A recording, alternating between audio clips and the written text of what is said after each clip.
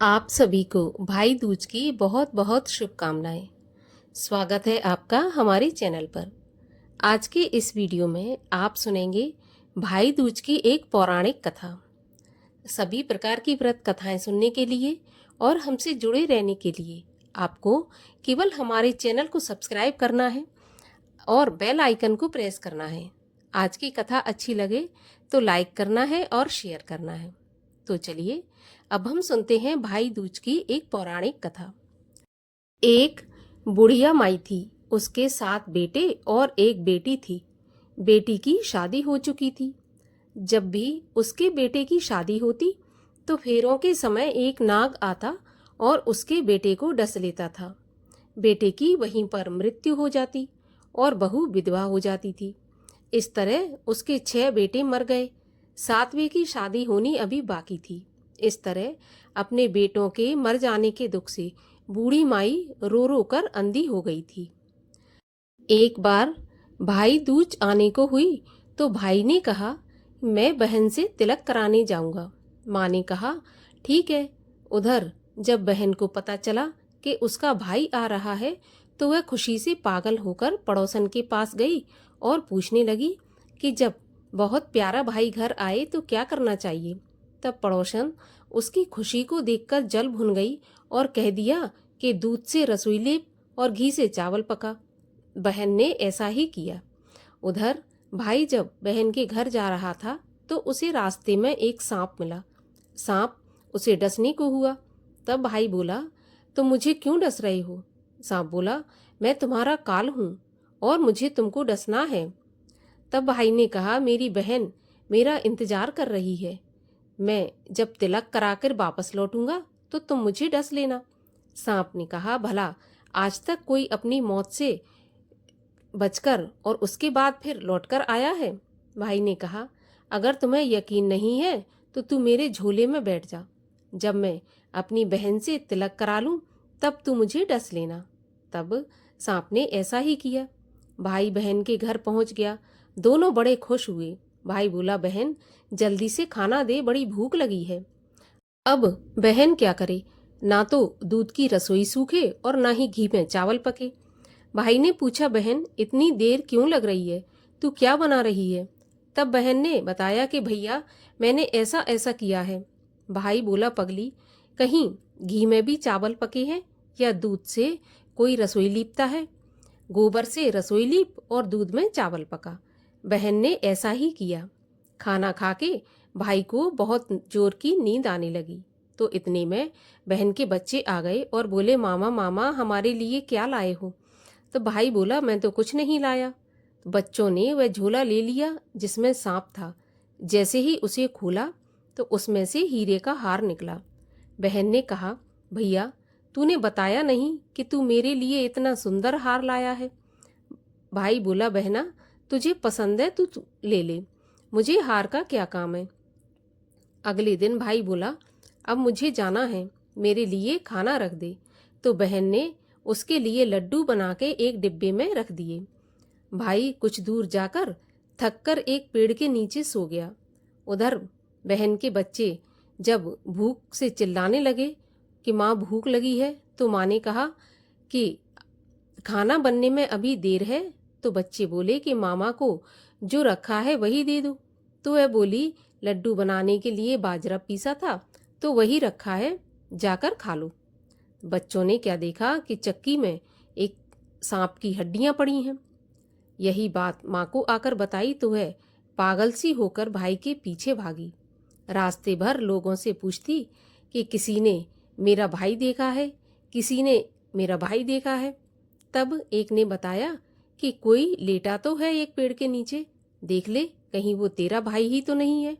तो भागी भागी उस पेड़ के नीचे पहुंची, अपने भाई को नींद से उठाया। भैया भैया कहीं तूने वो लड्डू खाए तो नहीं? भैया बोला, ये ले तेरे लड्डू, नहीं खाए मैंने।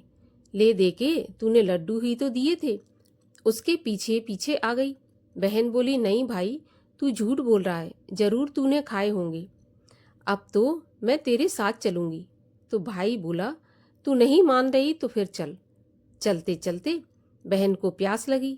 वह भाई से कहती है, भाई मुझे पानी पीना है। भाई बोला, अब मैं तेरे लिए पानी कहाँ से लाऊं? देख, दूर चील उड़ रही है, चली जा, शायद वहां पर तुझे पानी मिल जाए।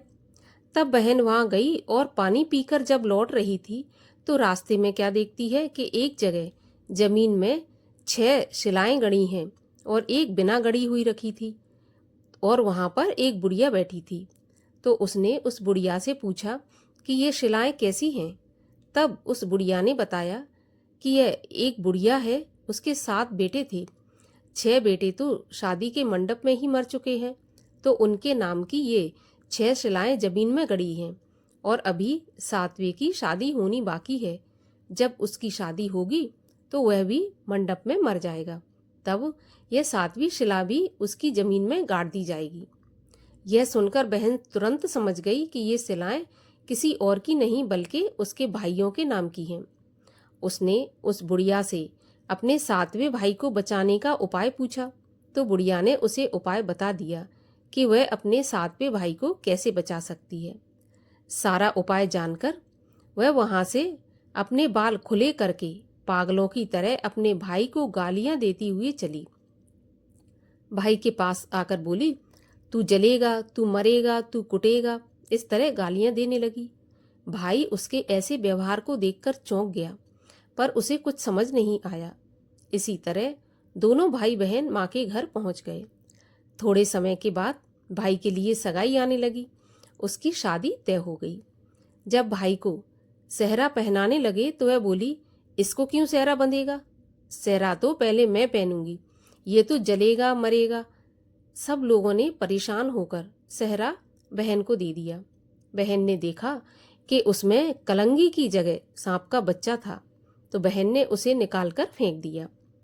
अब जब भाई घोड़ी चढ़ने लगा तो बहन फिर बोली, ये घोड़ी क्यों चढ़ेगा? घोड़ी तो मैं बैठूंगी, ये तो जलेगा मरेगा, इसकी लाश को चील के हुए खाएंगे। सब लोग बहुत परेशान हो गए। सबने उसे घोड़ी पर भी चढ़ने दिया।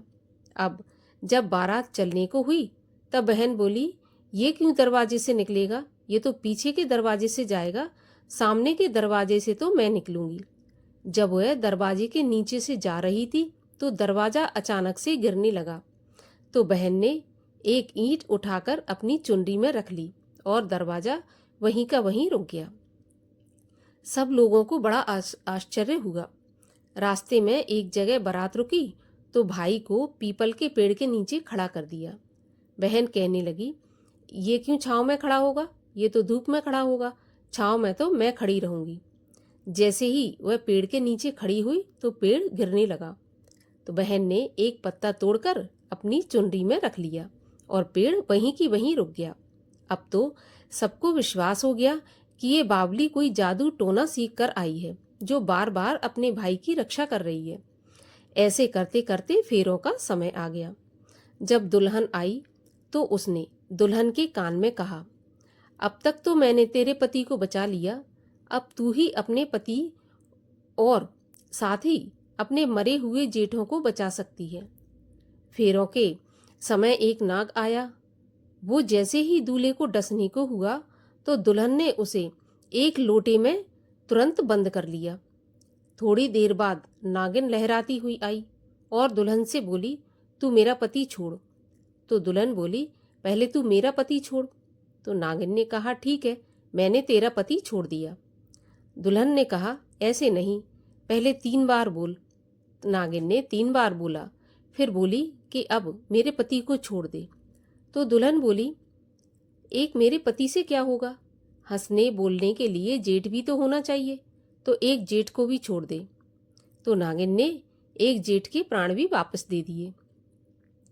फिर दुल्हन ने कहा, एक जेठ से लड़ाई हो गई तो एक और जेठ, वो विदेश चला गया तो तीसरा जेठ भी छोड़। इस तरह एक एक करके दुल्हन ने अपने 6 जेठ जीवित करा लिए। उधर रो रो के बुढ़िया का बुरा हाल था कि अब तो मेरा 7वां बेटा भी बाकी बेटों की तरह मर जाएगा। जब गांव वालों ने उसे बताया कि उसके 7 बेटा और बहुएं आ रही हैं, तो बुढ़िया बोली, अगर यह बात सच है तो मेरी आंखों की रोशनी वापस आ जाए और मेरे सीने से दूध की धार बहने लगे। और ऐसा ही हुआ। अपने सारे बहू बेटों को देखकर वह बहुत खुश हुई। बोली, यह सब तो मेरी बावली बेटी का किया है। कहाँ है मेरी बेटी? सब बहन को ढूंढने लगे। देखा तो वह भूसे की कोठरी में सो रही थी। जब उसे पता चला कि उसका भाई सही सलामत है तो वह अपने घर को चली और उसके पीछे पीछे सारी लक्ष्मी भी जाने लगी। तब बुढ़िया ने कहा, बेटी पीछे मुड़ के तो देख ले, तू सारी लक्ष्मी ले जाएगी तो तेरे भाई भाभी क्या खाएंगे? तब बहन ने पीछे मुड़ के देखा और कहा, जो माँ ने अपने हाथों से दिया है वह मेरे साथ चले और बाकी का मेरे भाई भाभी के पास रहे। इस तरह एक बहन ने अपने भाई की रक्षा की। भाई दूज के दिन जो भी बहन और भाई इस कथा को पढ़ते हैं या सुनते हैं, उनका रिश्ता हमेशा दीर्घायु होता है और भाई की लंबी उम्र होती है। कथा अच्छी लगी हो तो लाइक करना, शेयर करना और चैनल को सब्सक्राइब करना।